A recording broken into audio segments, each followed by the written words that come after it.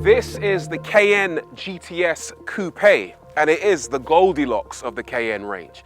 It sits below the Cayenne Turbo, but above the standard Cayenne and Cayenne S, and it comes with a whole host of extra features that make this the most driver-focused version of Porsche's biggest SUV.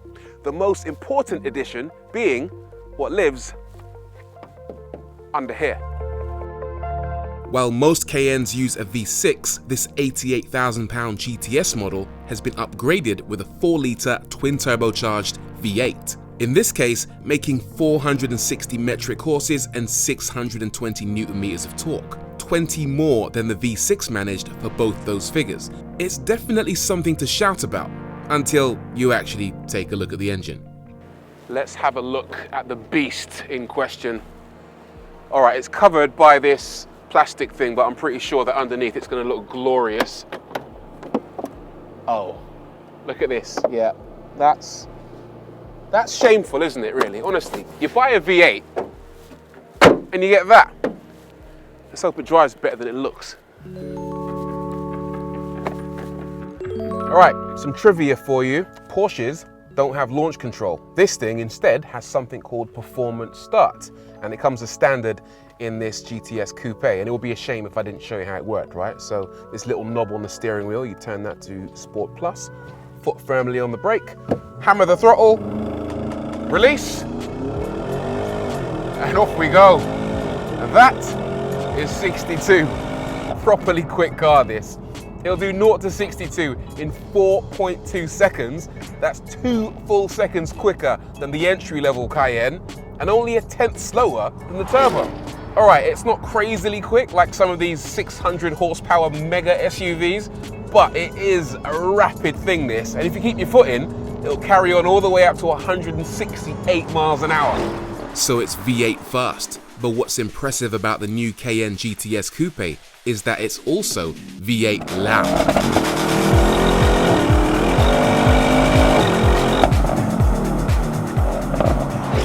Listen to that. It burbles, it pops, it bangs. It sounds glorious. It's way better sounding than that V6 thing you got in the previous generation car. There's just something really reassuring about hearing a V8. That exhaust, by the way, has been custom designed specifically for the GTS Coupe, and it exits centrally above that rear diffuser instead of at both sides as you get on the standard model. They've also engineered the sound specifically to be slightly higher pitched and more aggressive than the standard car, and it definitely 100% sounds good. It's not just a show pony, it's also got trousers to match the mouth. When you start to push on, you'll be pleasantly surprised by just how good the Cayenne GTS is, and not only in a straight line. The philosophy behind the Cayenne GTS, and indeed all Porsche GTSs, is that this is supposed to be the sportiest one in the range, the one that's designed for people who enjoy driving. And it really is. You jump in it, and the first thing you notice is that it feels alive, nimble, agile. It actually feels quite light by SUV standards. I mean, all right, it's not. It weighs 2,200 kilograms, but it's still 100 kilograms lighter than something like a Range Rover Sport SVR or an Audi RSQ8. For the GTS, they've dropped the ride height by 20mm if you get the normal steel suspension, and by 30mm if you opt for the air suspension fitted to this particular car, giving it a relatively low center of gravity by SUV standards. It looks as though it should handle like a house, but it's far more capable than you'd think. Porsche have thrown the full suite of handling technology at this car. It's got pretty much everything you can imagine. Porsche Active Suspension Management, PASM, which basically allows the car to firm up or loosen off the suspension depending on the driving conditions. You've got Porsche Torque Vectoring Plus with a rear differential that essentially brakes the inside rear wheel to help the car rotate in the corners. You've got rear wheel steering, which turns the rear wheels in the opposite direction to the front wheels, again, to help that turn in. And you've also got 48-volt active anti-roll stabilization, essentially a motor on the roll bars which rotate and help the car stay perfectly flat through the corners. Together, all of those things really do add up. They make a massive difference, and they make this car feel a lot more agile than it has any real right to.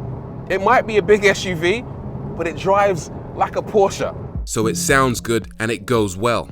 But SUV customers, especially Porsche SUV customers, are often motivated by appearances. So does this, especially in this new coupe body style, actually look like something people would want on their driveways?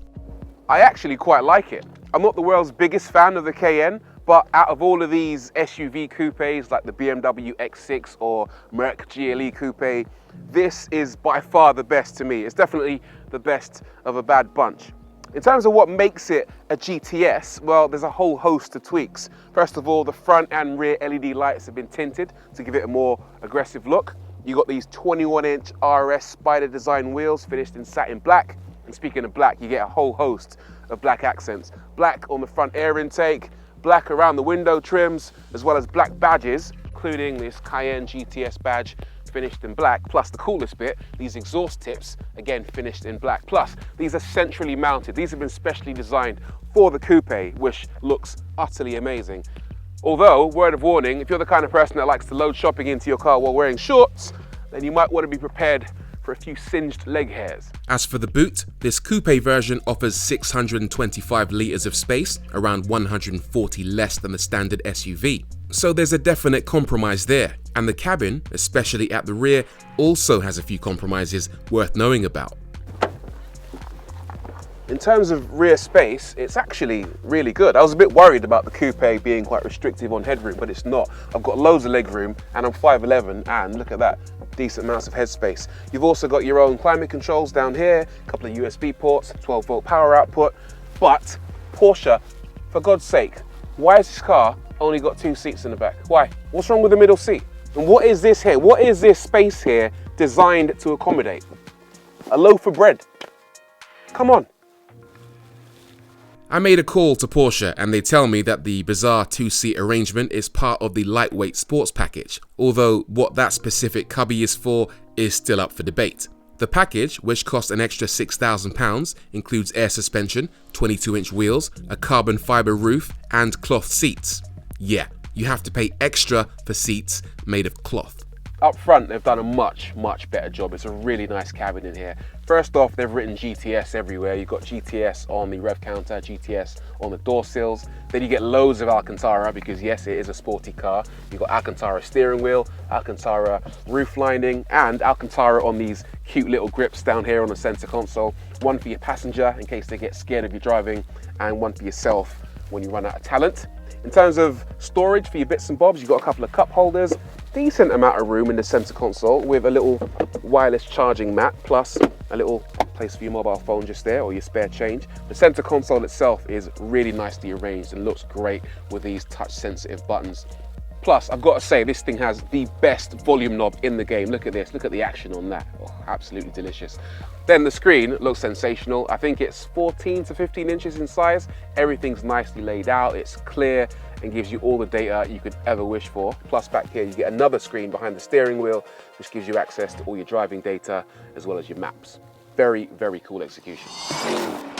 As well as being a good performance car, the Cayenne GTS also has to be a really good family car. And it is, apart from this one not having a middle seat at the back.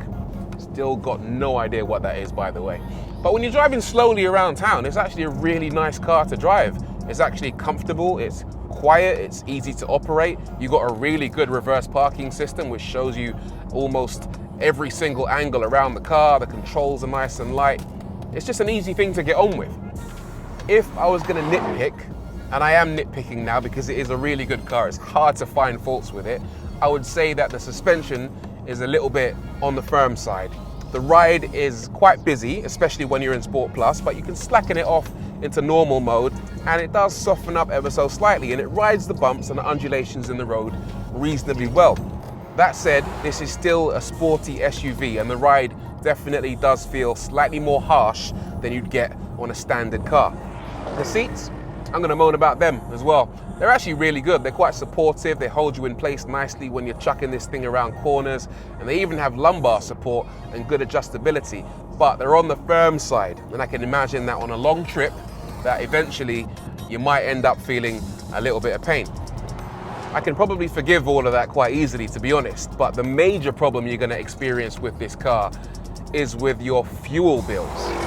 Despite the addition of cylinder deactivation and direct injection, the official fuel economy figure is an understandably low 22.2 miles per gallon. In reality, in my hands, I managed between 15 and 20. So those short, annoying town and city journeys where you're going to end up burning a lot of fuel sat in traffic, that's not where you're going to see this car shine.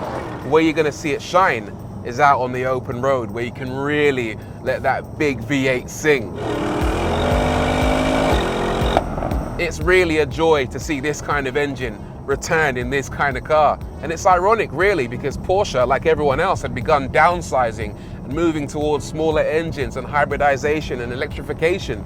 And yet here we are with an SUV with a big old twin-turbo V8 in the front. And the irony is that it's those smaller engines, those hybrids, those full battery electric cars that have allowed Porsche to reduce their average fleet emissions and then occasionally, just occasionally, indulge itself in having a big old GTS V8 like this one. And the engine really is sweet. The only thing that lets it down ever so slightly is that Porsche are using an 8-speed automatic gearbox, a torque converter, instead of a dual clutch PDK. And it's just a little bit lethargic when it comes to changing up and slightly more lethargic when it comes to changing down. It doesn't give you the exact gear you want when you want it. I can understand why they've gone for a torque converter. It allows the car to be able to tow big loads, but this is a driver's car. It deserves a driver's gearbox. And I don't actually have anything against automatics. The automatic box in the Range Rover Sport SVR is sharp, crisp, aggressive. This just feels a little bit tame to me. And then there's the big one, the brakes. In SUVs like this, brakes tend to fade really quickly.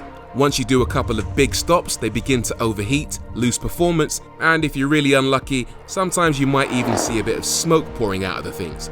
But not in this. It's got a massive set of 390mm cast iron discs at the front with 6 piston calipers that do a truly brilliant job of slowing you down time after time. At the start of this film, I said the Cayenne GTS was the Goldilocks car in the range. Sure, the Cayenne Turbo's quicker, but it cost £100,000. And the entry-level car, while it's £60,000, is nowhere near as fun as this. This thing really is the sweet spot.